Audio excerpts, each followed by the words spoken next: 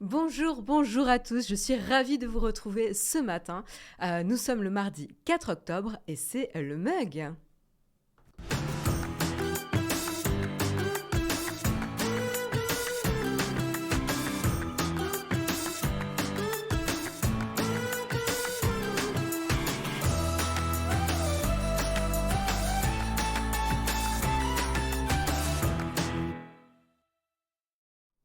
Bonjour, bonjour à tous, j'espère que vous avez la forme. Je suis ravie en tout cas d'être là et de vous retrouver cette semaine pour un nouveau moment où on va débriefer de l'actualité tech ensemble et passer un bon moment, discuter, débriefer, tout ça. Je vois que ça commence fort ce matin. Il y a du monde qui nous rejoint, je vois. Salut Pierre-Neve, salut Oleg, salut Samuel, salut Alexis, salut Yves, salut Winnie Sam. Un grand merci à toi également pour ton soutien. Merci beaucoup et également merci à Pierre Nave qui s'est réabonné. Un grand merci à vous pour votre soutien de bon matin. Salut Take It Easy, pas mal. Take It Easy, ça me va. Salut chez Bayou, salut Kaokogun94, salut Ernesto, salut Anvout, salut Lulu Simpson, salut Rom Panda, salut Faka Diablotin, salut Willro, salut Qu'est-ce salut Alun, salut Freaky Managram, salut Powerloutre. C'est trop mignon Powerloutre. Tu as l'air à 200% ce matin, ça met de bonne humeur. En fait, c'est plus t'es fatigué. En fait le deal, c'est ça. C'est plus t'es fatigué, plus t'es enjoué quand tu fais l'émission. Donc, je pète pas la forme, mais en fait, je suis contente. D'abord, je suis contente d'être ici, donc en fait, ça me motive quand même. Et puis, du coup, ouais, ça entraîne un petit peu. Je pense que c'est l'effet où t'as un peu moins de retenue quand t'es fatigué, et donc t'y vas un peu plus à fond. Donc, attention, attention. C'est pas forcément une bonne nouvelle pour vous. Salut Electribe, bonjour tout le monde, j'espère que vous allez bien. Bah oui, on va bien, on va bien. Salut Noirvent, salut Strophantus, salut Ibmasta, salut Olivier, salut Xavier. J'interprète un peu vos pseudos, hein, parce que des fois ils sont écrits d'une telle manière que je suis pas super sûre comment les lire. Salut Mademoiselle Camille, salut Fanny. Salut Christ, 21 04, salut Neosiox. Bon, j'espère comment ça va vous de votre côté. J'allais dire, j'espère que vous allez bien, j'espère que vous êtes mieux réveillés que moi, que c'est pas trop dur. Là, on sent les matins là qui refroidissent hein, pour se lever. Salut Laetitia, salut Bistro, salut Swen. Moi ça va, moi ça va. Je disais que j'étais un peu fatiguée, mais ça va. Franchement, il y a des articles intéressants, pas forcément évidents. Mais voilà. Samuel qui prévient d'ordinaire quand le présentateur est fatigué, on finit le live encore plus tard que d'habitude, mais je crois en toi Marion pour finir à l'heure. Écoute, de toute façon, j'ai envie de te dire Samuel, je vais pas avoir le choix aujourd'hui parce que j'ai un rendez-vous à 9h30. Donc ça veut dire qu'il faut que j'ai le temps de m'installer, etc. pour travailler et être prête à 9h30. Donc tu vois, en fait, il va falloir que je tienne les délais ce matin, mais j'ai confiance, j'ai confiance. Et j'ai confiance en vous aussi, la chatroom évidemment. J'ai confiance pour que vous ne m'enleviez pas mon focus, voilà, que je reste concentrée. Voilà, voilà. Mais de quoi va-t-on parler aujourd'hui? Parce que quand même, on va un peu débriefer, on va parler du sommaire, on va voir si ça vous plaît quand même. C'est assez varié hein, ce matin, je préviens. Donc on va commencer par la guerre en Ukraine, hein, ce qui est en train de se passer actuellement, sous l'angle tech, toujours, puisque c'est vraiment le parti pris de Naotech et du Mug. Mais on va en parler du coup sous l'angle d'un groupe de hackers russes qui commence à cibler des entreprises russes pour s'élever et critiquer le système et le positionnement politique et les actions de la Russie. Donc on verra un petit peu qu'est-ce qui s'est passé en détail, quelle société a été ciblée par l'attaque. Qu'est-ce qui s'est passé très pragmatiquement parlant, et puis on essaiera de comprendre un petit peu leur motivation parce que c'est pas forcément très très clair. Ensuite on parlera de nouvelles fonctionnalités Twitter. Vous l'avez vu dans le titre de l'émission, il y a deux news en fait sur Twitter ce matin. Il y a à la fois évidemment la fonctionnalité d'édition de ces tweets qui arrive. Donc attention, on en parle depuis tellement longtemps. Il y a un peu deux écoles avec les puristes Twitter qui disent absolument pas, il ne faut pas éditer ses tweets, c'est super dangereux, etc. Et puis il y a l'autre école qui dit non mais c'est la base, il faut pouvoir éditer ses tweets, etc. Donc là, ça arrive, qu'on le veuille ou pas, a priori, c'est en train d'être testé. On verra un petit peu comment ils l'ont défini, cette fonctionnalité. Ça paraît peut-être simple, mais en fait, en effet, pour éviter les débordements et les gens qui changent d'avis et manipulent un petit peu leur communauté, ils ont mis en place des systèmes ou en tout cas une logique pour la fonctionnalité qui est assez intéressante. Donc on le verra en détail, vous me direz ce que vous en pensez évidemment dans la chatroom. Mais c'est pas la seule feature. C'est pas la seule fonctionnalité dont on peut parler ce matin, puisque Twitter muscle un petit peu sa fonctionnalité des statuts Twitter. Donc maintenant, ce qui se passe, c'est que vous pouvez adosser ou ajouter sur votre tweet un espèce de petit label, de petit statut qui va le faire rentrer dans une certaine catégorie. Et ça veut dire que vous n'avez plus forcément besoin de mettre un hashtag dans votre tweet. Ça sera directement labellisé avec le label que vous auriez choisi. Et donc ça, c'est intéressant. Ça paraît peut-être un peu anecdotique. Et ça l'était un petit peu avec les premiers labels, mais là, on voit que la possibilité, le nombre de labels a augmenté. Et en fait, on sent que la fonctionnalité mûrit un petit peu et revient un petit peu aux sources de Twitter et de pourquoi on l'utilise. Enfin, je trouve ça assez intéressant, mais du coup, ça m'intéresse d'en parler avec vous pour voir votre ressenti. Je sais qu'il y a beaucoup d'utilisateurs de Twitter dans la chatroom, donc ce sera super intéressant d'en discuter avec vous. On parlera ensuite, on fera un petit tour du côté de la Chine, puisqu'on ira parler d'une des plus grosses boîtes chinoises. On parlera de Tencent. Tencent, qui n'est pas au beau fixe actuellement. Alors évidemment, actuellement, c'est quand même une période particulièrement difficile pour toutes les boîtes. Les boîtes tech s'en prennent un peu plus aussi, hein, il faut quand même le dire, entre la pénurie de composants, la guerre, la frilosité du marché, etc. C'est vrai que ça fait un petit peu beaucoup. On parlait aussi de Bulltech, donc il y a peut-être le retour de bâton ici, mais on verra un peu plus en détail pourquoi Tencent, les chiffres de Tencent sont autant impactés, pourquoi la valorisation en bourse est autant impactée et quelles sont les difficultés auxquelles la boîte fait face actuellement et est-ce qu'ils ont une chance de revenir à la valorisation qu'ils avaient auparavant. On pourra en parler tout à l'heure. Je trouve ça intéressant quand même de suivre un petit peu ce qui se passe sur ces grosses boîtes chinoises, c'est quand même assez intéressant. Puis n'oubliez pas, on en a parlé, je crois, il me semble que c'était la semaine dernière ou il y a 2 semaines, on avait parlé notamment de la prise de participation de Tencent chez Ubisoft. Donc c'est pas non plus complètement déconnecté de la tech française. On parlera ensuite de vol d'avion plus vert. Voilà, on a un enjeu environnemental critique aujourd'hui, en 2022. On a bien attendu. Et là, on ne peut plus vraiment attendre. Ça fait déjà même quelques années qu'on se dit qu'on ne peut plus vraiment attendre. Mais du coup, voilà, il y a l'industrie aéronautique qui est sous pression aujourd'hui, c'est une des plus polluantes et donc du coup il y a pas mal d'explorations sur comment réduire l'impact environnemental ou comment annuler l'impact environnemental de l'industrie aéronautique, de ces vols d'avions. Et donc, du coup, il y a notamment une société qui a fait voler son avion 100% électrique. On verra un petit peu qu'est-ce que ça veut dire et qu'est-ce qui s'est passé et qui est cette boîte tout à l'heure. Je trouvais ça assez intéressant de voir un peu ce qui se passe. Et puis on terminera avec une petite tartine sur Twitch.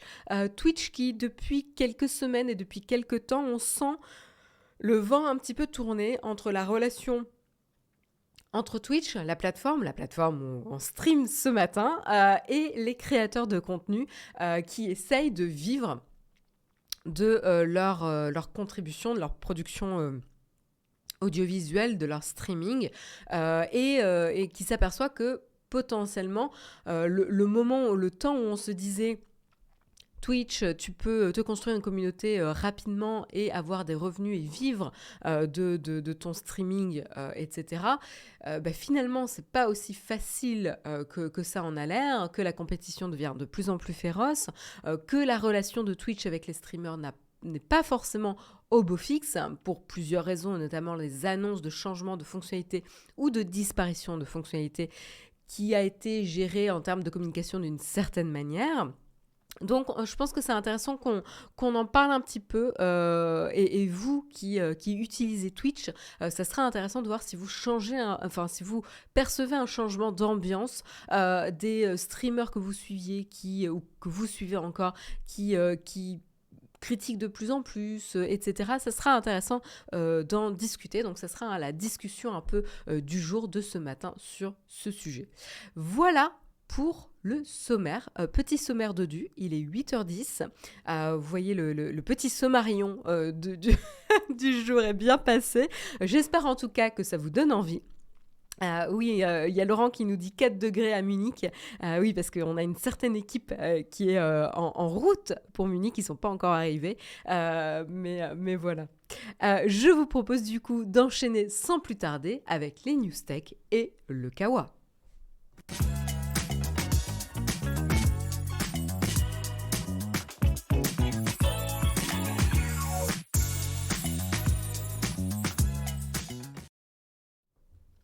Et voilà, on commence le Kawa, mais juste avant de commencer, j'en profite pour remercier DBE 51, qui a renouvelé du coup son abonnement. Un grand merci à toi, DBE 51, un grand merci pour ton soutien. 14 mois d'abonnement, si ça, c'est pas de la fidélité quand même, un grand merci à toi. Donc on va commencer avec le premier article ce matin, et donc on va revenir sur notre histoire de hackers russes. Alors ce sont qui ces hackers russes? Alors je vais vous partager les informations qu'on a. Pour l'instant elles sont assez limitées, mais je trouve ça quand même intéressant d'en parler. A priori un groupe de hackers russes se serait formé pour agir contre le Kremlin. Voilà, ce nouveau collectif a contacté des chercheurs en cyber ainsi qu'un journaliste du Kiev Post le 2 octobre 2022, donc c'était dimanche, et ils ont signalé justement une première attaque sur le sol russe. Donc en effet, il y a vraiment ici une démarche de partager leur démarche, leur attaque contre une boîte russe.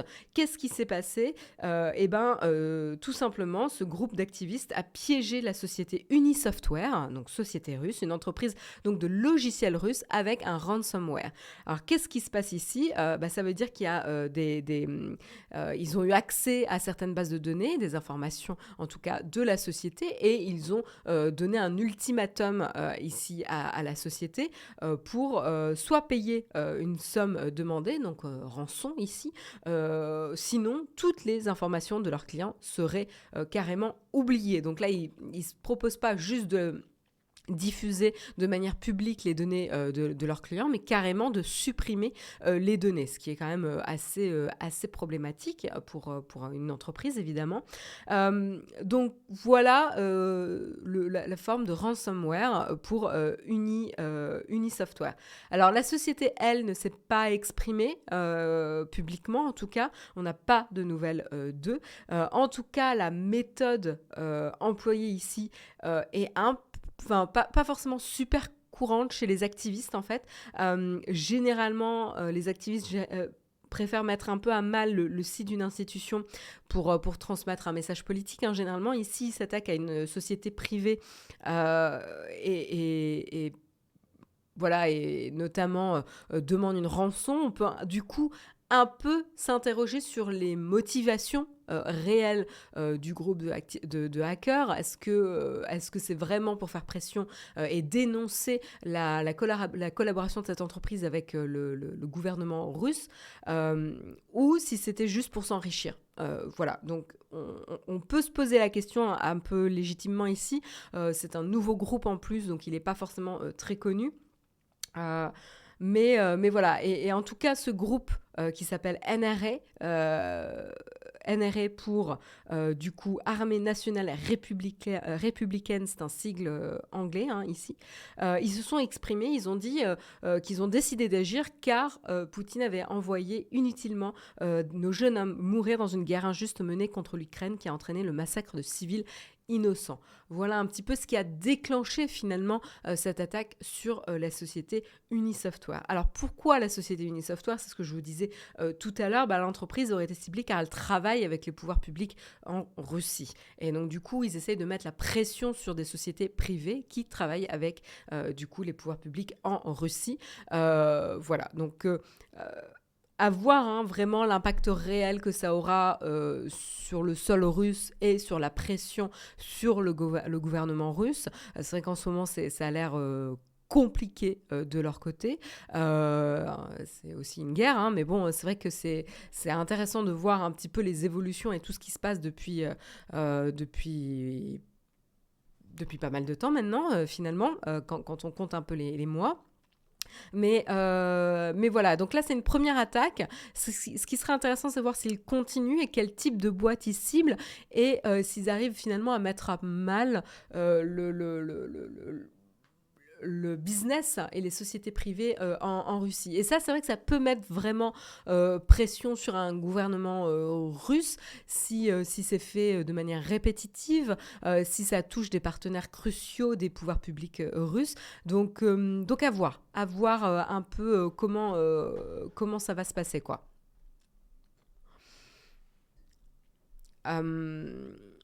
Alors, c'est intéressant, là, je vois vos commentaires dans la chatroom, on nous dit il faudrait, en effet, on peut se questionner sur les motivations, il faudrait attaquer le Kremlin direct.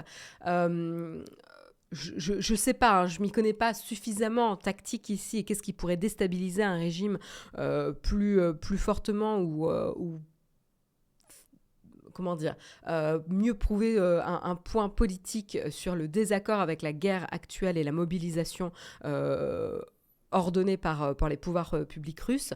Mais je ne sais pas si... qu'est-ce que ça veut dire attaquer le Kremlin directement, quoi? Qu'est-ce que tu entendrais par là?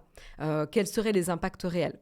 Donc là, on ne connaît pas vraiment le détail de... certes, c'est une boîte qui travaille avec les pouvoirs publics en Russie. Qu'est-ce que ça veut dire, du coup, d'impacter cette société? En quoi ça pénalise les pouvoirs publics en Russie? Est-ce que c'est parce que plusieurs systèmes en Russie vont être bloqués? Ça pourrait déjà avoir un impact assez intéressant par rapport à ce qu'ils essayent de faire. À voir. C'est vrai que là, pour l'instant, les détails sont un peu flous.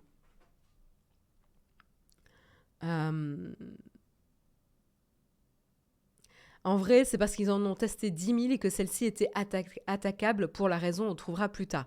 Oui, c'est peut-être ça aussi, c'est-à-dire qu'il faut trouver des boîtes qui sont suffisamment vulnérables pour réussir à les hacker de manière efficace, quoi.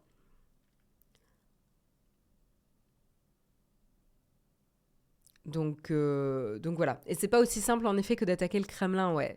Je vois un petit peu vos commentaires, je suis assez d'accord.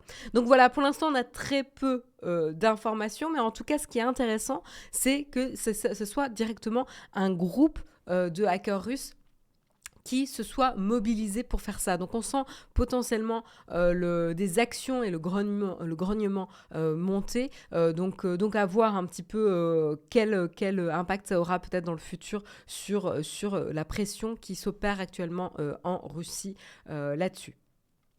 Je vous propose d'enchaîner sur la Twitter, les fonctionnalités Twitter dont on voulait parler. Donc ici, réseau social, plateforme, c'est un peu la place du marché des réseaux sociaux ici. C'est tout le monde qui se retrouve pour discuter et débattre de ce qui se passe et de ce qui est en train de se passer. C'est assez instantané. Ça fait pas mal de temps qu'on parle de Twitter et notamment les déboires auxquels ils font face avec l'offre de rachat par Elon Musk qui ensuite se rétracte, etc.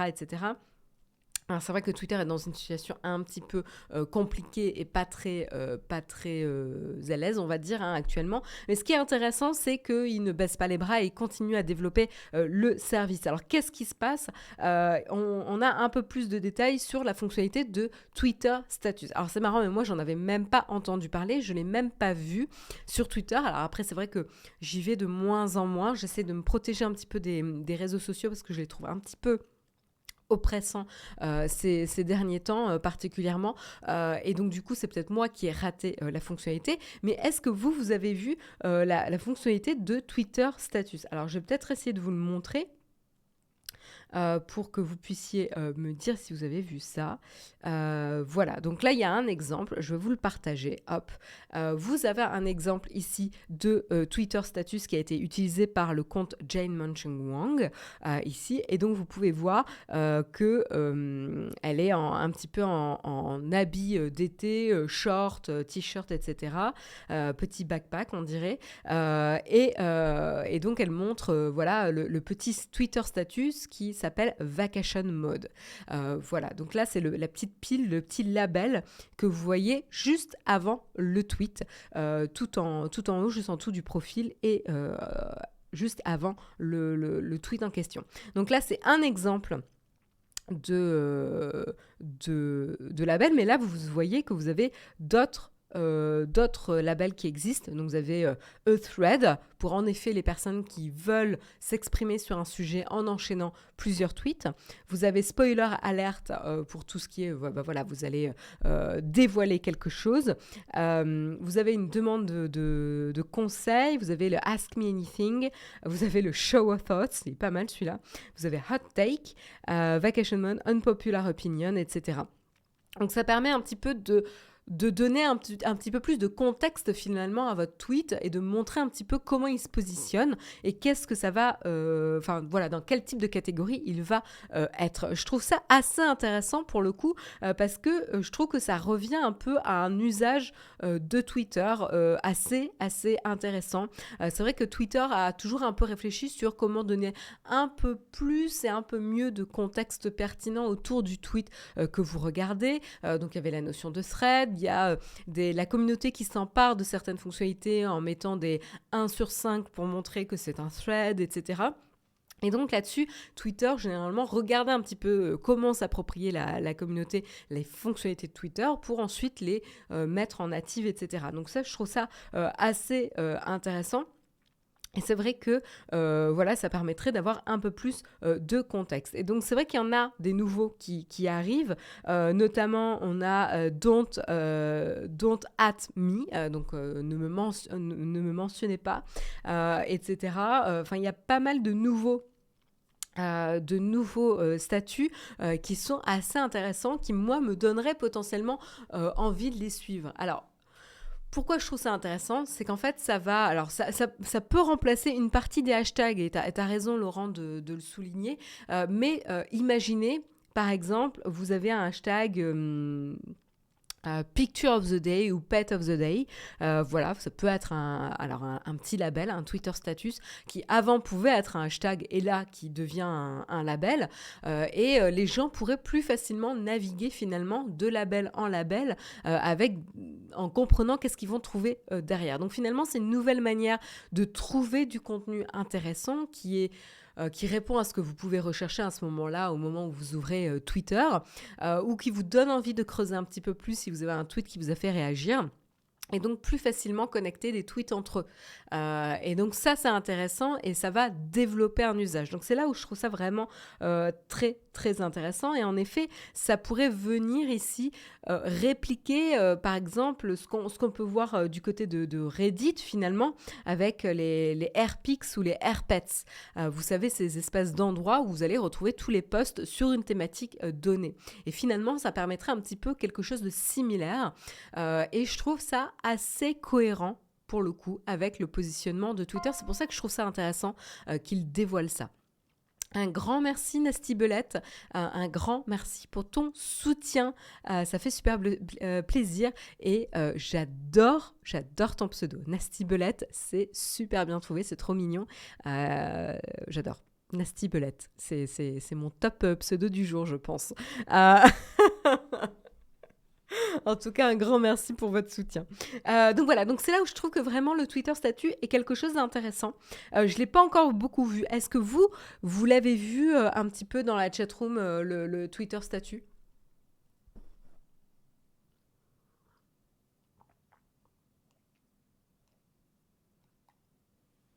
Alors, j'ai un petit peu vos commentaires. Alors, on n'est pas encore sur la fonctionnalité d'édit des tweets. Donc, on va y venir, mais je voulais commencer quand même par les Twitter status. Mais c'est arrivé en France ou pas encore ? Écoute, moi je ne l'ai pas vu, hein, c'est pour ça que je voulais vous demander Je ne l'ai pas vu sur Twitter. Donc c'est possible que ça ne soit pas dans un premier temps déployé dans tous les pays, hein. Généralement, c'est vrai qu'il y a du déploiement progressif, quoi. Donc je regarde un petit peu, mais, je l'ai pas vu. Peut-être que je peux regarder dans les tendances du jour pour voir si ça apparaît, mais je les vois pas, ouais. Donc je pense que ça doit pas être forcément disponible. Je lis vos commentaires.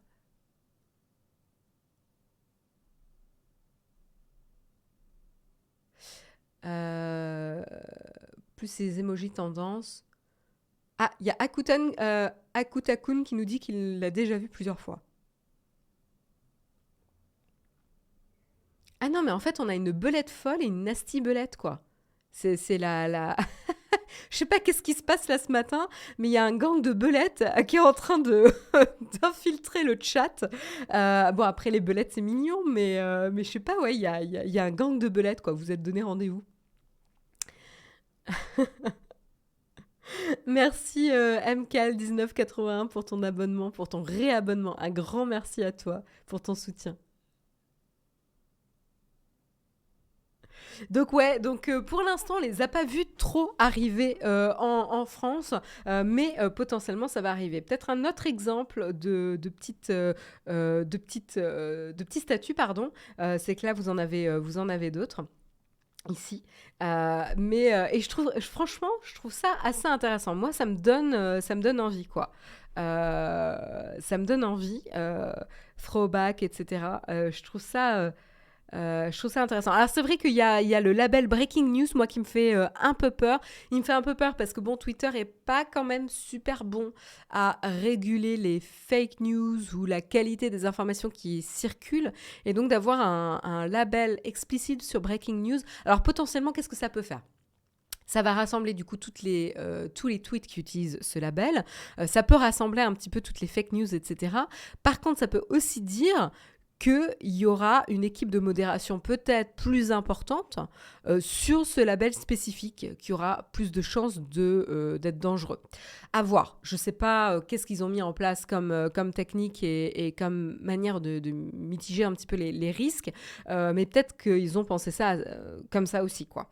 Euh, donc à voir. Mais voilà. Est-ce que vous, par exemple, les personnes qui aiment Twitter et qui utilisent Twitter, vous voyez utiliser ce genre de statut s'ils arrivent et par exemple ne pas tout mettre en hashtag de votre côté? Ça m'intéresse d'avoir votre avis dans la chatroom. Dites-moi ce que vous en pensez. Et donc, c'est vrai que ça permettrait une nouvelle manière d'organiser ou de naviguer les tweets de tweet en tweet sur la plateforme. C'est là où je trouve ça assez intéressant. Voilà, pour l'instant, c'est encore en train d'être testé. Il y a un nouveau qui nous dit Watching football, rugby, cricket, c'est un peu abusé. Pourquoi tu trouves ça abusé? Parce que tous les sports ne sont pas représentés?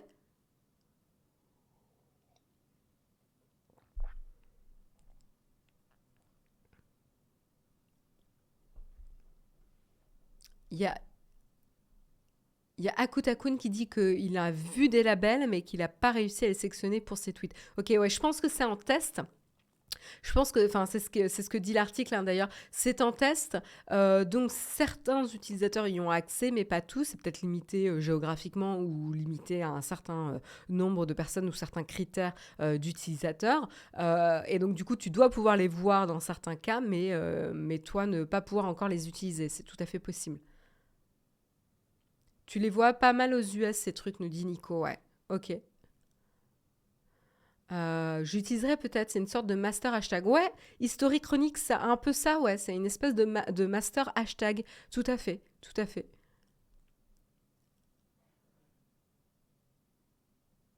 Soit tu fais tous les sports, soit tu fais généraliste. Oui, après, tu peux faire les sports qui sont les plus en vue aussi, hein. C'est un parti pris que t'aimes ou pas, d'ailleurs, hein.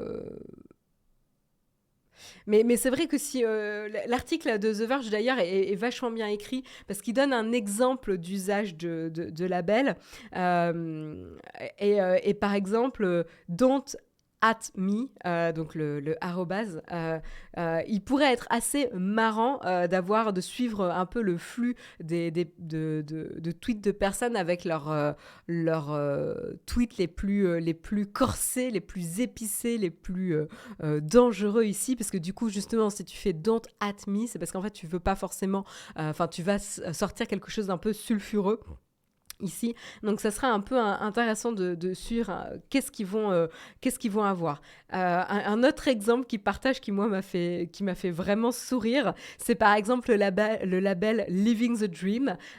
Et le journaliste de The Verge explique que, évidemment, ce statut, ça sera à utiliser uniquement pour des tweets profondément ironiques attachés à un tweet, par exemple, sur comment j'ai fait tomber mon café sur mon clavier ce matin, etc. Donc ça peut être assez rigolo. Moi, ça m'a vraiment fait bien sourire et ça m'a donné envie. En fait, c'est marrant parce que pour le coup, l'article de The Verge qui parle des Twitter statuts m'a donné envie de les voir, de les suivre, de pouvoir naviguer dessus. Je me vois bien les utiliser, quoi. Et en fait, là où c'est intéressant par rapport à hashtag, c'est qu'en fait, des fois, il y a certains tweets qui sont ensevelis sous une montagne de hashtags et du coup, ça rend la chose assez difficile à scanner et à trouver le hashtag le plus intéressant qui peut te donner envie, finalement, de continuer à naviguer, alors que là, finalement, ça va en mettre un en avant. Donc à voir. Moi, je trouve ça assez intéressant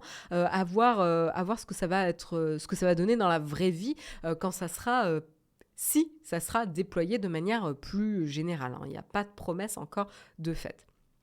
Mais ce n'est pas fini avec Twitter et on va passer à l'article qui, je pense, vous intéresse le plus parce que je commençais à voir des petits commentaires sur le sujet dans la chatroom. C'est évidemment la fonctionnalité d'éditer vos tweets. Et non, c'est pas une blague, elle arrive. Alors encore une fois, c'est pas garanti parce qu'elle est en phase de test ici. Et j'en profite d'ailleurs pour remercier RG065 pour son renouvellement d'abonnement. Un grand merci à toi pour ton soutien à la chaîne, ça fait super plaisir. Tu nous dis bonjour à tous, eh bien moi je te dis bonjour à toi. J'espère que tu passeras une excellente journée. En tout cas, nous on est en bonne compagnie ce matin, ça fait super plaisir. Donc la fonctionnalité éditer ses tweets, ces tweets, elle arrive. Voilà, Twitter a annoncé hier, donc lundi 3 octobre justement, que les abonnés Twitter Blue, donc ça sera réservé dans un premier temps aux abonnés Twitter Blue, qui sont localisés, attention, au Canada, en Australie et en Nouvelle-Zélande, auront la possibilité maintenant d'utiliser la fonctionnalité d'édition de leurs tweets, quelque chose donc qui a été en train d'être testé depuis le début de septembre. Donc c'est relativement récent et maintenant c'est en train d'être déployé du coup de manière plus généralisée aux abonnés Twitter Blue dans ces 3 pays. Voilà, donc ça c'est quand même une annonce assez importante. Alors, il y a eu de manière très légitime des commentaires dans la chatroom sur attention, ça va amener des risques, les gens vont modifier leurs tweets et vont faire dire aux gens quelque chose qu'ils ne pensaient pas, puisque on va réagir à des tweets qui auront changé entre-temps, etc. Et donc, c'est intéressant de voir comment ils ont pensé la fonctionnalité d'édition de tweets. Alors, déjà, elle se présente en option à côté de... Quand vous voulez... vous avez, je crois, un petit menu, 3 petits points à côté d'un tweet. Attendez, je vais essayer de tester en temps réel. Donc, il faut que j'aille sur mon profil, du coup, puisque c'est uniquement la fonctionnalité d'édition des tweets et uniquement disponible pour vos propres tweets, évidemment. Hop. Alors, ça fait tellement longtemps que je n'ai pas tweeté qu'il faut que j'en trouve un à moi. Voilà, j'en ai trouvé un. Et donc, c'est ça, tout en haut, à droite de votre tweet, de chacun de vos tweets, vous pouvez avoir le menu 3 petits points. Et quand vous cliquez dessus, vous avez la possibilité de supprimer le tweet, de l'épingler sur votre profil, modifier qui peut répondre, ajouter ou retirer des listes. Tout simplement, maintenant, vous allez avoir une nouvelle fonctionnalité qui s'appelle éditer le tweet. Et comment ça va fonctionner ? Ça va pouvoir s'appliquer uniquement aux tweets que vous avez postés dans les dernières 30 minutes. Donc déjà, ça limite le temps ici dans laquelle la fonctionnalité est disponible. Donc ça limite sur une fenêtre de 30 minutes après avoir posté le tweet. Donc c'est relativement limité finalement. Après vous allez me dire, bah non mais Twitter c'est sur le réactif, c'est sur ce qui se passe maintenant. Donc en fait il n'y a pas vraiment de valeur à l'avoir après potentiellement. C'est vraiment ce qui est dangereux, c'est la modification des tweets qui viennent d'être postés. Mais ça, c'est intéressant parce que les tweets qui auront été modifiés vont être accompagnés d'un petit tag « edited ». Donc, les gens, quand ils pourront voir le tweet modifié, ils sauront qu'il est modifié. Et en plus, alors je ne sais pas comment ça va se passer, mais vous pourrez avoir accès aux anciennes versions de ce tweet. Ça, je trouve ça super, super malin. Donc, je ne sais pas si c'est en tapant sur le tag ou autrement, mais vous allez pouvoir accéder aux anciennes versions du tweet. Donc en fait, ça sera vraiment sauvegardé comme un historique de modification du tweet.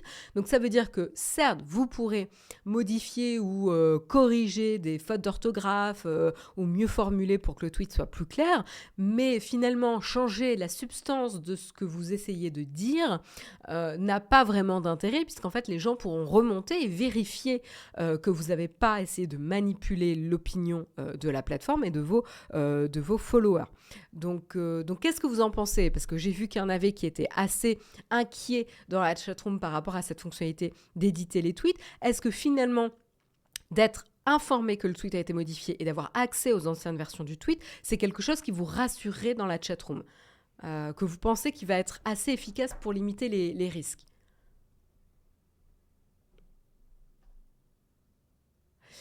Je viens d'apprendre l'existence de l'abonnement Twitter Blue. Oui, c'est Alan, c'est un abonnement qui est relativement récent, qui va permettre de donner accès à certaines fonctionnalités, notamment de ne pas avoir la publicité aussi sur Twitter. Riri Desbois nous dit, si, c'est très bien pour l'orthographe, très bien pour corriger des fautes de frappe aussi pour Sir Newt. Bon, tout le monde a l'air d'accord que pour les fautes de frappe, ça sera très bien. Il y a Wendigo qui dit « Mais en vérité, je ne vois pas la révolution. C'est déjà incroyable qu'on ne puisse pas le faire depuis toutes ces années. » En fait, je pense que pourquoi? C'est parce qu'en fait, il fallait vraiment bien le penser et que ce n'était pas forcément une priorité de la plateforme. Alors après, là où je te suis, Wendigo, c'est qu'on a longtemps critiqué le manque d'évolution, d'itération, d'innovation de Twitter. Quand même, ils ont passé de nombreuses années sans faire grand-chose, en tout cas c'est ce qu'on avait l'impression, nous utilisateurs, sans faire grand-chose finalement en termes d'amélioration de service. Il y a Vic Tasty qui nous dit « Il y a déjà ça sur Facebook depuis longtemps ». Exactement la même implémentation. Je me rappelle pas que tu pouvais voir les différentes versions de tes messages. En même temps, je vais tellement peu sur Facebook que je dois vous avouer que je ne suis pas au courant des dernières fonctionnalités. Ça permettra d'éviter les fausses infos. Oui, c'est ça. Je pense qu'en termes de manipulation, ils évitent quand même pas mal de risques. Finalement, c'est comme ça sur Facebook, ils n'ont rien inventé. Comme quoi, Laetitia, toi aussi, tu corrobores ce que disait l'autre personne dans la chatroom. Après... voilà, s'ils n'ont rien inventé, c'est pas forcément une critique, quoi. Ils ont regardé ce qui se faisait, qu'est-ce qui fonctionnait, qu'est-ce qui serait le plus pertinent pour Twitter aussi.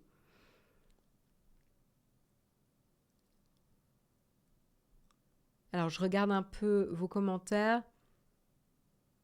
On ne pourra plus dire « Oui, j'ai vu la faute, mais le tweet était déjà parti. » Oui, voilà, ouais, peut-être. Ouais, il y aura un peu moins d'excuses à conserver des fautes dans ces tweets.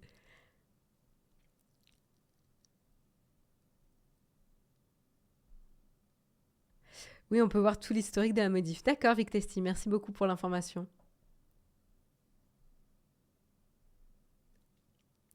Je crois que... Alors, personne ne va utiliser les anciennes versions des tweets modifiés, c'est-à-dire Belette Folle. En fait, le fait de donner... Alors, peut-être que ce que tu essayes de dire, c'est personne va aller s'embêter à aller consulter les anciennes versions des tweets. Mais en fait, il y a deux manières de réfléchir à cette fonctionnalité. C'est que tu peux te dire... en fait, les gens ne vont pas forcément faire l'effort d'aller vérifier les tweets et les anciennes versions, certes, mais en fait, ça peut aussi avoir un autre effet, c'est de dissuader d'essayer d'utiliser cette fonctionnalité d'éditer les tweets pour en manipuler l'opinion. Donc en fait, il y a deux aspects à cette fonctionnalité. En effet, je vois, moi, je verrai, hein, mais je pense que l'intérêt principal de donner accès et d'enregistrer, d'abord d'enregistrer les différentes versions d'un tweet et d'y donner accès potentiellement, c'est de pouvoir éviter les manipulations. Donc, pour faire ça, c'est de dissuader, parce qu'en fait, on sait que vos tweets pourront être vérifiés. Donc, ça ne sert à rien, en fait, d'essayer de changer votre fusil d'épaule et de faire dire quelque chose qui a été transformé d'ici là. Et ça va permettre aussi de donner un outil potentiellement aux journalistes pour vérifier que quand ils utilisent un tweet, il n'a pas été modifié entre-temps aussi.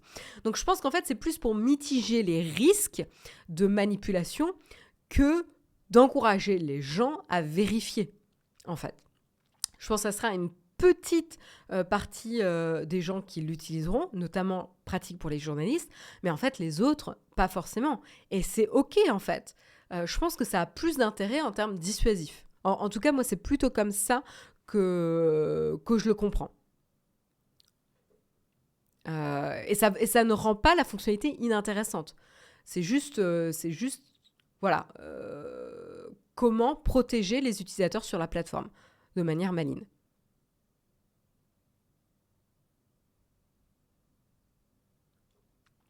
Donc si, ouais, moi je trouve ça très, très intéressant et assez malin. Wendigo, tu dis pas sûr que la modification se verra sur le retweet. Si, a priori, oui, parce que quand tu retweets, tu embeds le tweet d'origine. Et le tweet d'origine, s'il a été modifié, il aura ce label edited. Donc normalement, si. Tout l'intérêt, à mon avis, c'est de pouvoir garder ça. En effet. Le retweet n'est que un encapsulage d'un tweet existant. Donc si le tweet existant a un label, l'encapsulage dans le retweet devrait aussi le partager. Donc si, je pense que ça marchera.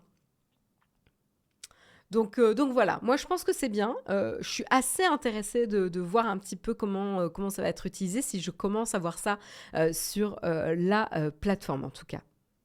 Donc, et je trouve que c'est plutôt bien pensé. Et certes, on peut se dire, et encore une fois, vous avez raison, hein, certes, on peut se dire, ils ont mis du temps.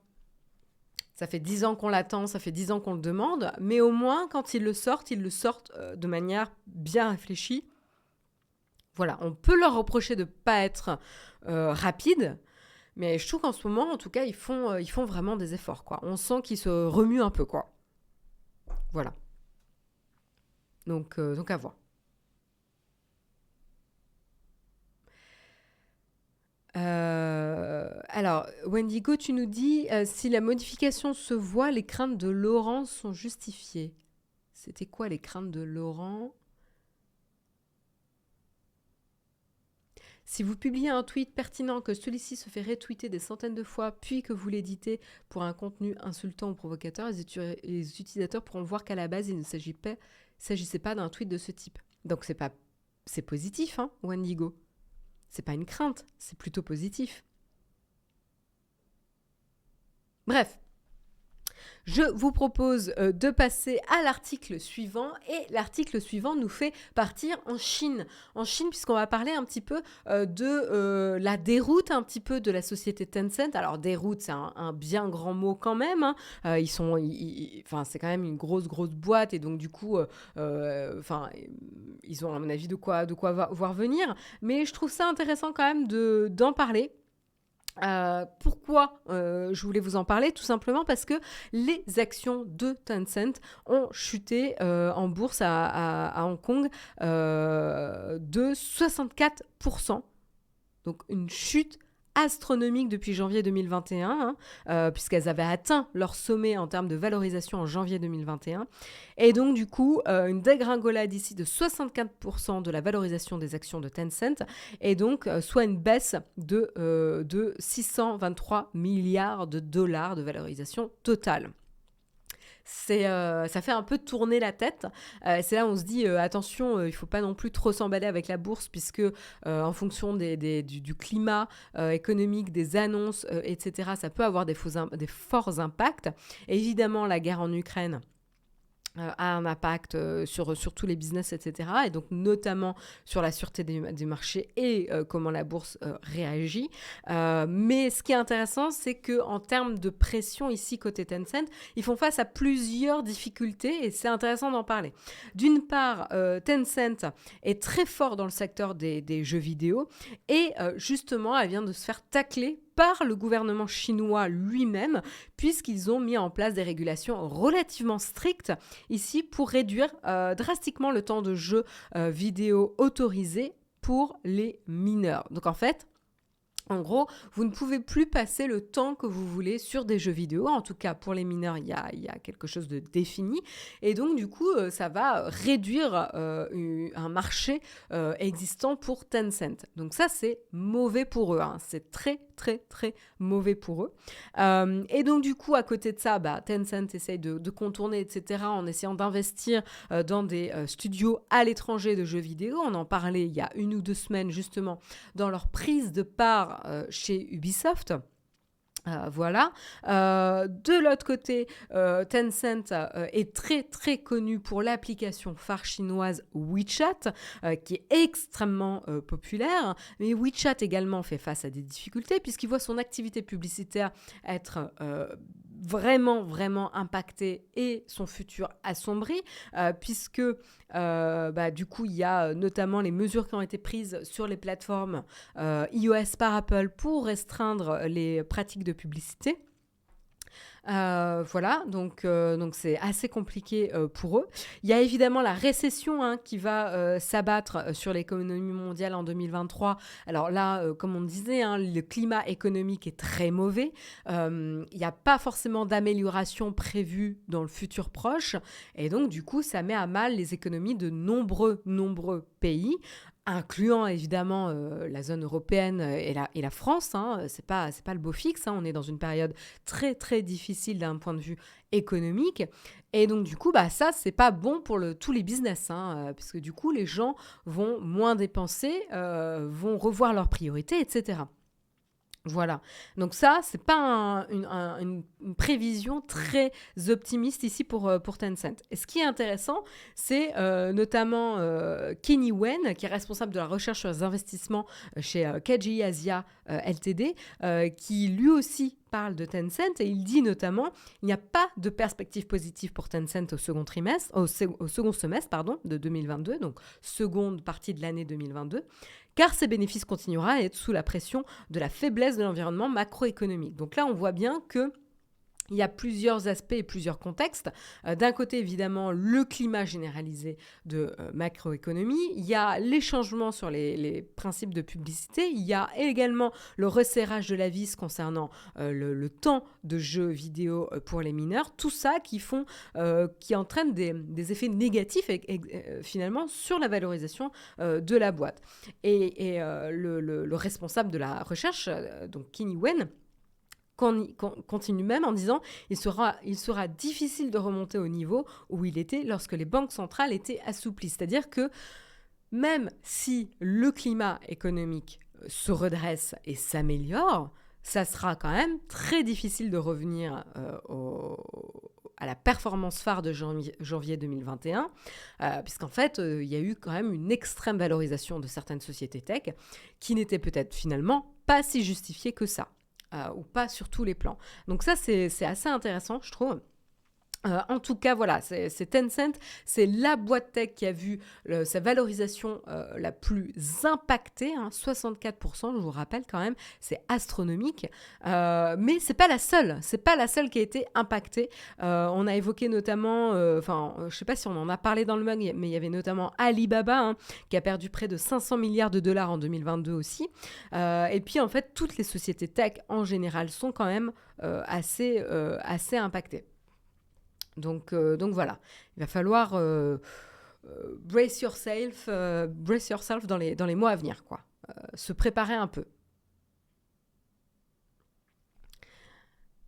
Et en effet, vous le dites dans la chatroom, justement, Wendigo, en effet, les gens vont privilégier les dépenses primaires, chauffage, nourriture, etc., aux loisirs en période de crise, et économiser pour faire face au cas où par rapport à ce qui se passe. Ouais. Donc à voir.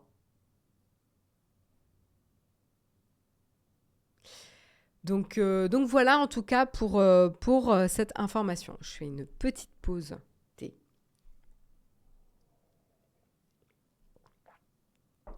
Et on termine avec la dernière actualité tech que je voulais mentionner ce matin.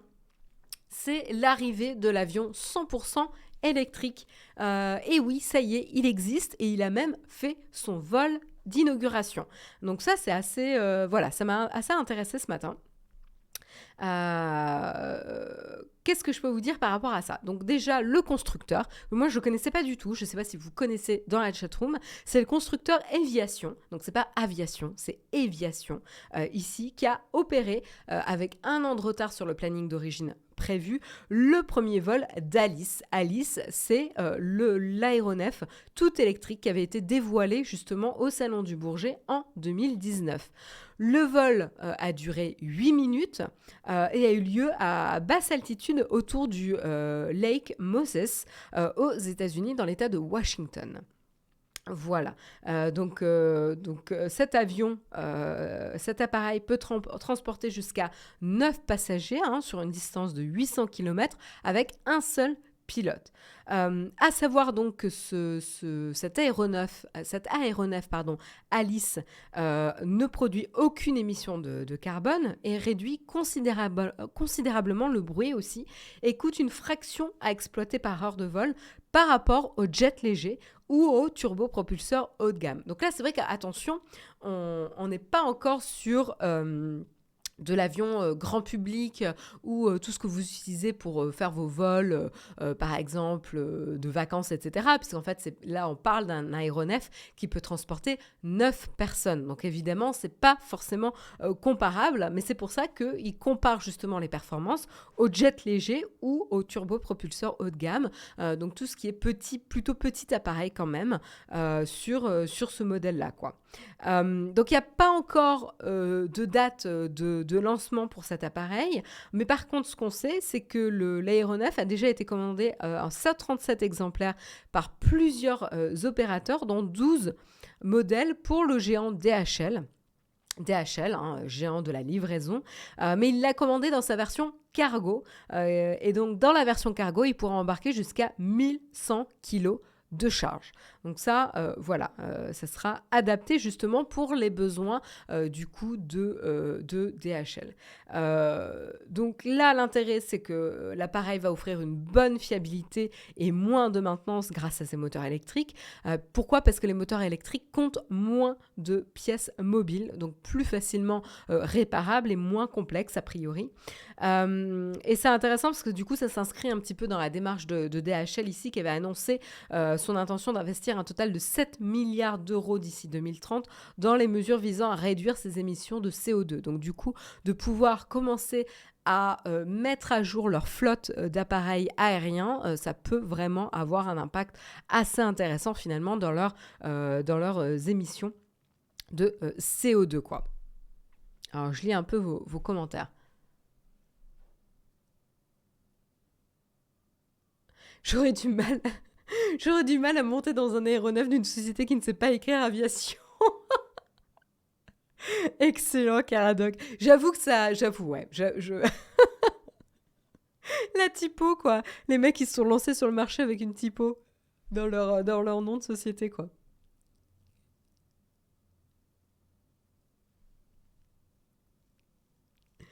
Voilà, donc je lis un peu vos commentaires. Pas assez d'autonomie pour faire l'aller-retour Paris-Milan dans la journée. Ouais, après, il faut voir, c'est vraiment les premiers modèles, hein. C'est les premiers modèles. Ouh là là, ça crache sur DHL, là.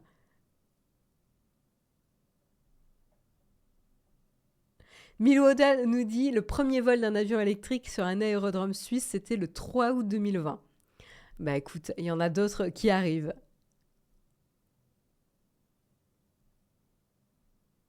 Si on veut vraiment un avion électrique le moins polluant, on a le Solar Impulse 2 qui a fait le tour du monde avec ses panneaux solaires. On en voit un à la Cité des Sciences de Paris, tout à fait. Mais Wendigo, je crois que ces modèles-là, ils peuvent pas, je crois qu'ils peuvent pas transporter de personnes. Il y a juste un conducteur, non De ce que je me rappelle. Attention, hein, il ne faut pas comparer ce qui n'est pas comparable. Je regarde le Solar Impulse. Parce que je me rappelle, en plus, il avait un profilage assez cool. Euh, Combien de personnes?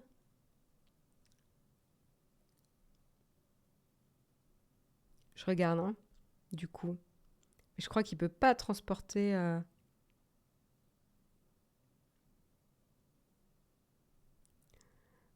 j'ai pas l'information du nombre de personnes.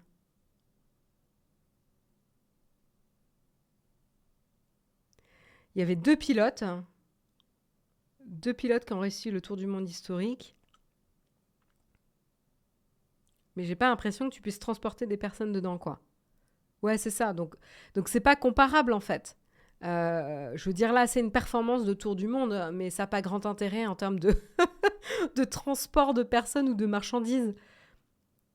Donc, 9 personnes, ça reste assez limité encore, en effet. Mais ça s'adresse à un certain marché. C'est pour ça qu'ils ont la version cargo aussi. Donc voilà. Et donc, du coup, je ne vous ai pas montré les images de l'avion. Hop, hop, hop.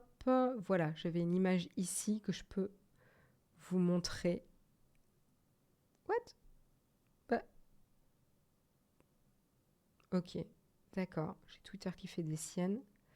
Hop, je vous montre.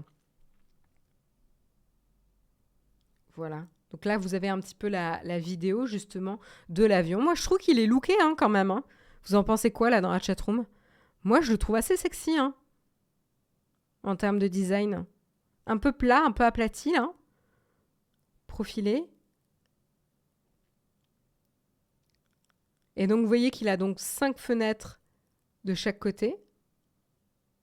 Donc, on peut en tirer que la luminosité à l'intérieur est satisfaisante pour le confort des passagers. Mais je trouve qu'il a un beau look, hein. Je trouve qu'il a un beau look.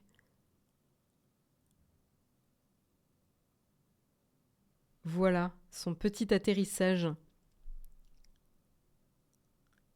Avec toujours la faute, la typo sur le nom de la boîte, Éviation. Voilà, voilà. Il ressemble à un Piaggio. Un look de suppo. Vous n'êtes pas possible dans la chatroom. Ah, Technisavoir nous dit qu'il est très beau quand même.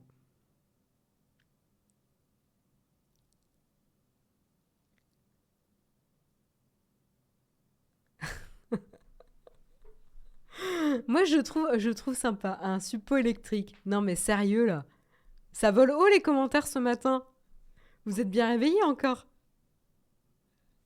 Combien l'autonomie? Attends, je te redis ça. Sachant que moi, j'y connais rien. Hein. Je peux pas comparer par rapport à d'autres modèles. L'autonomie, c'était...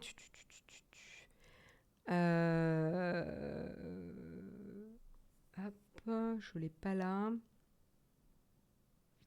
Voilà, donc 9 passagers sur une distance de 800 km avec un seul pilote.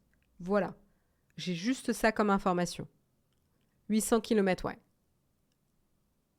Après le yacht de Naotech, l'avion électrique, ouais. Exactement. C'est pas mal.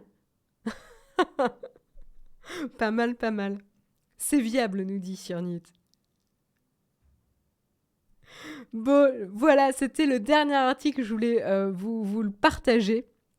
Tranquillement et je vous propose de passer à la petite tartine du jour où on va parler du coup de Twitch. On va parler de Twitch tranquillement. Hop. Et de notamment, est-ce que c'est possible d'avoir du succès sur Twitch et de vivre de streaming sur Twitch? Donc sans plus tarder, on lance la tartine. Faut que je la trouve.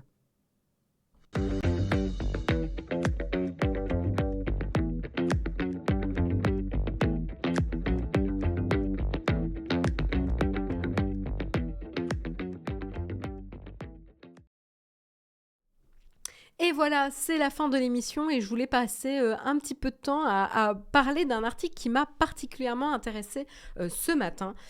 C'est un article de wired.com que vous pourrez retrouver, comme tous nos articles d'ailleurs, sur le Flipboard Nowtech. Voilà, je crois que c'est Nowtech. Oui, ça s'appelle Nowtech sur l'application Flipboard. Donc pour ceux qui sont intéressés, qui veulent lire ou trouver la source des articles dont on débrief le matin, vous les avez tous dans le Flipboard Nowtech. Et donc, l'article de Wired.com est très intéressant et il mentionne notamment que le succès sur Twitch n'arrive plus forcément sur Twitch en lui-même. Donc ça, c'est assez intéressant. C'est-à-dire, il y a des faits qui arrivent, notamment comme quoi le burn-out est quelque chose qui est assez répandu finalement chez les streamers sur la plateforme Twitch.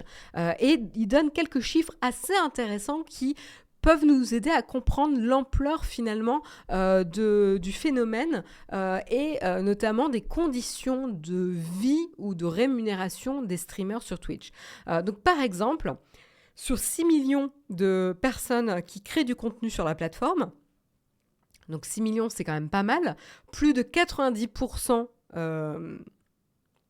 des streams ont moins de 6 viewers. Imaginez un peu ça. Donc 6 millions de personnes stream, créent du contenu et sur 90% des streams de ces 6 millions, il y en a quand même que 6 personnes qui regardent le stream en direct. 25% des 10 000 streamers les mieux payés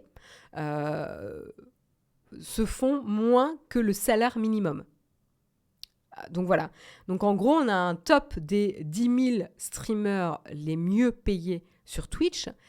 Et donc sur 25% de ces 10 000 streamers qui sont en dessous du seuil de salaire minimum. Voilà. Donc quand on dit les mieux payés, il faut comprendre un petit peu ce que ça sous-entend, quoi. Ici. Donc c'est pas tout rose, quoi. Donc voilà, donc ça donne un petit peu de contexte un petit peu sur les données, le taux de rémunération et finalement le nombre de personnes qui pourraient potentiellement en vivre. Payé par qui ? Payé par Twitch, c'est la rémunération sur Twitch. Voilà, enfin payé par Twitch. Non, enfin, c'est les revenus générés par Twitch qui sont redistribués par Twitch. Mais c'est les subs, les abonnements, etc., les partenariats, voilà. Donc, vraiment, attention.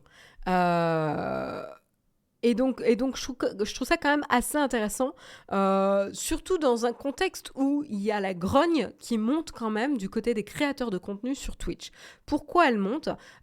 Tout simplement, cette semaine, Twitch a notamment annoncé qu'ils allaient enlever la fonctionnalité de host sur la plateforme. Alors, c'est vrai que Twitch avait testé pas mal de fonctionnalités et donc il y a par exemple 2 fonctionnalités qu'on pourrait potentiellement se dire qu'elles sont redondantes. Je ne suis pas une experte de Twitch pour vous dire exactement si elles sont redondantes ou pas, mais en tout cas, moi, ce que je comprends, c'est d'un côté, il y a une fonctionnalité host, c'est-à-dire on va rediriger le stream d'une chaîne sur une autre. Et donc, ça veut dire que, par exemple, si Nowtech ne stream pas à un moment donné, on va pouvoir héberger sur la chaîne Nowtech le stream d'une autre chaîne.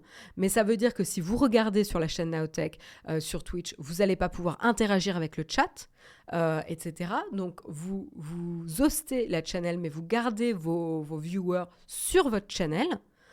Voilà.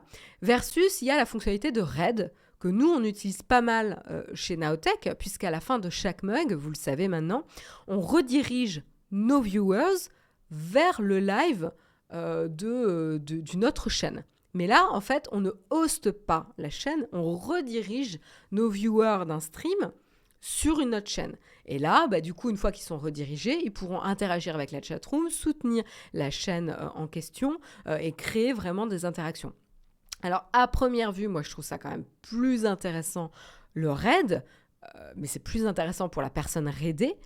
Après, c'est vrai que le host est peut-être plus intéressant pour la chaîne qui host. Voilà. celle qui initie comment dire, pour garder ses viewers engagés, quoi. Voilà, cette chaîne-là. Mais du coup, c'était un petit peu potentiellement redondant. En tout cas, certains streamers ont noté que c'était un petit peu redondant. Et du coup, Twitch a pris la décision d'arrêter la fonctionnalité de host, ce qui a généré la grogne un petit peu générale ici des créateurs. Il y a Lauren Père qui nous dit qu'on fait aussi du host de temps en temps. Mais ça serait intéressant de savoir en effet la différence. En fait, la différence, c'est de ce que je comprends, c'est quand même que le raid, ça se passe à la fin d'un live et on vous redirige vers un autre live, versus que le host, c'est alors qu'on ne stream pas, on peut mettre en avant sur notre chaîne des streams d'autres channels, mais vous ne pouvez pas interagir avec. Donc peut-être que finalement, ils vont peut-être arrêter cette fonctionnalité de host ainsi et peut-être prévoir une alternative. En tout cas, pour l'instant, ça n'a pas été annoncé. Je remercie pour remercier Flo avec un point pour ton soutien. Un gros merci à toi pour ton nouvel abonnement. Bonne journée à tous et bonne journée à toi également. Un grand merci pour ton soutien. Donc, du coup, c'est là où je vois un petit peu qu'il y a la différence entre les deux fonctionnalités.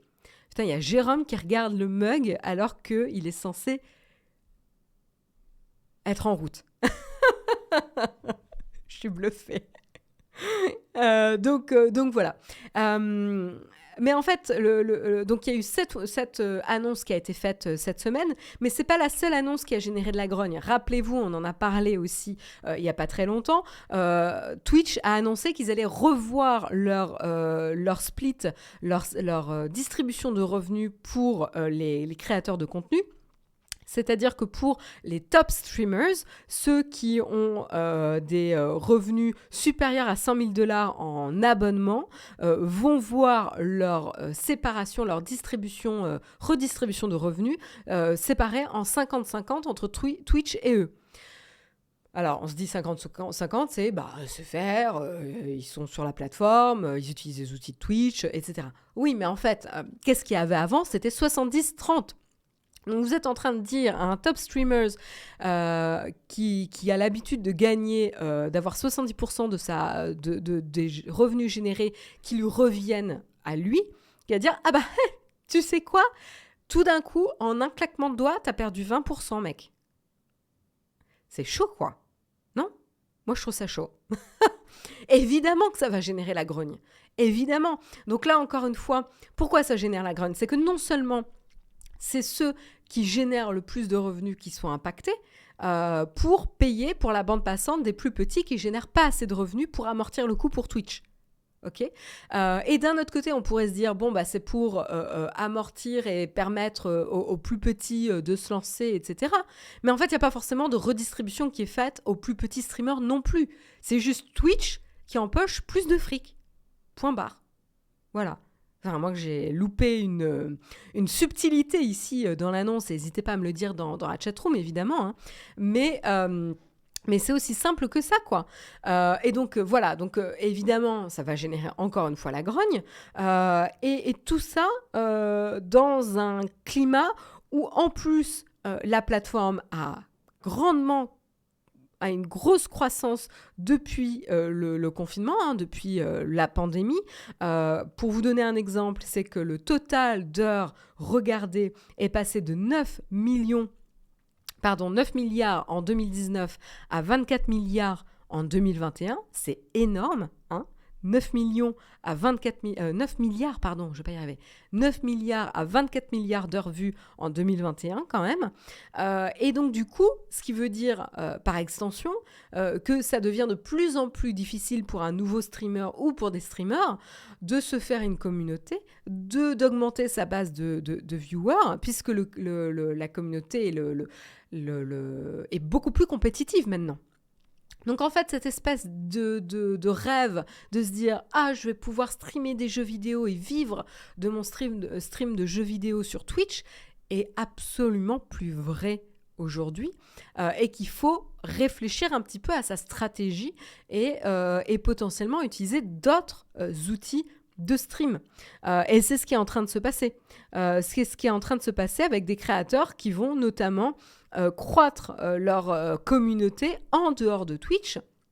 Notamment qui vont utiliser TikTok. On a un exemple avec, par exemple, Sean Giluli, donc je ne sais pas si je prononce son nom correctement, je pense très certainement non, donc vous pouvez vous moquer de moi dans la chatroom. Donc Sean Giluli qui a un partner Twitch en plus, donc partner Twitch, ça veut dire que vous avez une rémunération qui est mieux négociée quand même, et qui explique en fait que lui, il a pu construire sa communauté grâce à des raids, grâce aussi au fait qu'il faisait des lives sur TikTok de 15 à 30 minutes et qu'il l'utilisait pour les inviter à le suivre sur Twitch. Donc en fait, il va utiliser une plateforme haute qui rend plus facile en termes de visibilité et de création de communauté pour ensuite rediriger la communauté là où il peut mieux la monétiser potentiellement, c'est-à-dire sur Twitch via les abonnements. Donc ça, c'est vraiment assez intéressant. Il le dit lui-même, sans TikTok, je n'aurais jamais pu grossir seulement sur Twitch. Point barre. En gros, c'est ce qu'il dit. Voilà. Et donc, du coup, c'est là où ça génère un petit peu de la grogne sur le fait que finalement, pour réussir à faire grossir la communauté, il faut pouvoir soit trouver une autre plateforme où on va streamer sur cette autre plateforme et ramener la communauté sur Twitch, soit avoir des contacts avec des grands Twitchers, on va dire, des grands streamers de Twitch pour bénéficier de la visibilité, ou connaître les équipes de Twitch pour se faire mettre en avant, etc. sur les plateformes. Bref, ça devient quand même de plus en plus compliqué et ça génère un assez gros malaise finalement autour de la plateforme. Et notamment, il y a Mark Johnson qui est qui donne des cours à l'université de Sydney sur la culture numérique et qui analyse ici. C'est vraiment une nouvelle période ici pour Twitch qui s'ouvre comme plateforme, puisqu'on est passé d'une longue période où il y a eu pas mal de changements rapides avec pas mal de positivité ici autour des utilisateurs, à une période avec très peu de changements et un mécontentement grandissant ici. Donc là, c'est assez intéressant. Et en fait, le mécontentement peut aussi être généré par la manière dont les annonces ont été gérées et la communication de Twitch envers ses créateurs. Et c'est là où, en fait, l'analyse Giluli, le Twitcher Giluli dit, il répète, Twitch a besoin d'écouter les streamers. La société manque de transparence et de communication. Et ils invitent la communauté des utilisateurs et des Twitchers à les rencontrer et ensuite ignorent leurs suggestions. Donc c'est vrai que ça fait grandir la frustration des Twitchers. Alors, Naotech, Jérôme mentionne notamment qu'il y a l'augmentation des frais de diffusion pour eux avec les data centers et bandes passantes et l'énergie pour que ça tourne. Et puis, de l'autre côté, les gens qui disent vous foutez pas de notre gueule, Twitch ça appartient à Amazon a les serveurs AWS, donc faut pas non plus se foutre de la gueule du monde, quoi. Alors, oui et non, je dirais, c'est-à-dire que très clairement, il y a un avantage compétitif pour Amazon avec les serveurs qu'ils ont déjà et qui peuvent mettre à disposition peut-être à moindre coût ici pour Twitch, mais il y a quand même un coût qui reste. Et ça, c'est vrai. Il y a quand même un coût qui reste. Hein. Ils ne vont pas juste plomber leur business AWS parce que Twitch n'est pas prêt à payer. Et en fait, un service est censé pouvoir subvenir et supporter son coût. Aujourd'hui, Twitch, et d'ailleurs Jérôme nous le rappelle, est largement déficitaire encore. Mais en fait, je pense que le problème, c'est surtout la manière dont c'est géré. Et la difficulté aussi de créer sa communauté et de se faire connaître finalement sur Twitch. Un autre effet aussi qui fait un peu le retour de bâton sur Twitch, c'est en fait le fonctionnement même de Twitch, qui est sur le principe de live. Le principe de live veut dire que vous avez 24 heures potentielles pour engager votre communauté. Et en fait, vous avez de la compétition sur tous ces créneaux de 24 heures. C'est pas un hasard si, par exemple, le Mug fait son émission de 8h à 9h. C'est qu'en fait, sur ce créneau, il y a aujourd'hui relativement encore peu de personnes, et notamment très peu sur la tech aussi. Et donc, nous, ça nous donne plus, de manière stratégique, un meilleur potentiel pour atteindre une communauté intéressée sur ces thématiques ici. Et donc, du coup, c'est vraiment cette notion de compétitivité qui va encourager finalement les streamers à streamer plus, à faire beaucoup d'heures pour garder finalement leur communauté, les garder engagés et finalement mener au burn-out aussi. Il y a vraiment cet effet-là. Et il y en a qui commencent à partir sur YouTube. Parce qu'en fait, sur Twitch, le principe, c'est qu'il y a quand même une pression à tout le temps streamer, quoi. Et que la valeur d'un streamer n'existe que si vous êtes en train de streamer. Ce qui n'est pas du tout le cas sur des plateformes type YouTube qui n'ont pas créé leur business autour du live. Voilà, donc il y a quand même une différence assez fondamentale ici et qui est intéressante, quoi. Donc voilà, bref, je vous ai fait un peu les grandes lignes de l'article. Je l'ai trouvé vraiment super intéressant. Je vous encourage à le lire. Il est relativement facile à suivre. Il est en anglais, mais il est relativement facile à suivre. Si vous souhaitez un petit peu creuser un peu plus, je vous encourage vraiment à lire l'article que j'ai trouvé très intéressant, qui nous amène un peu à réfléchir sur la relation de Twitch avec les créateurs de contenu et sur leur gestion de la communication et de leur relation avec les créateurs, quoi. Voilà. Sur ce, je vois qu'il est 9h15 et comme je vous le disais, j'ai un engagement à 9h30 et donc je vais courir. Je vous le dis tout de suite. Je vous souhaite à tous, sans vraiment de grandes transitions, une excellente journée.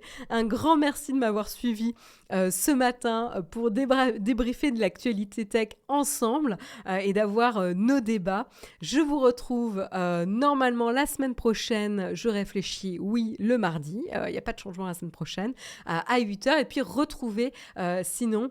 Je ne sais pas qui, peut-être Guillaume, s'il maintient à Munich son mug, pour le mug demain.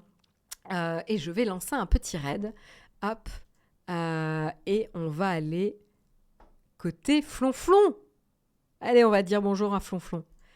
Très bonne journée à tous et à très bientôt. Bye bye.